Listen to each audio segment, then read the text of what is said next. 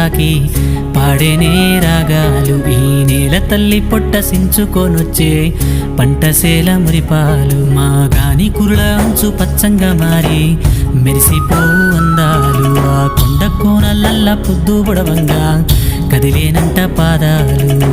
ఉన్న ఊరిని కన్నవారిని ఇడిసి పెట్టాడన్నా, కంటి పాపకను రెప్పవాలకుండా కాపుగాస్తాడన్నా. ఏ దిక్కుల్లోనూ ఉన్న గుండెల్లో దాగున్న మమకారమంతా మట్టిపైనే. రైతన్నా రాజు నీవేనన్నా, నీ చెమట సుక్కల బతుకే బుక్కెడు మెతుకులన్నా. ఓ రైతన్నా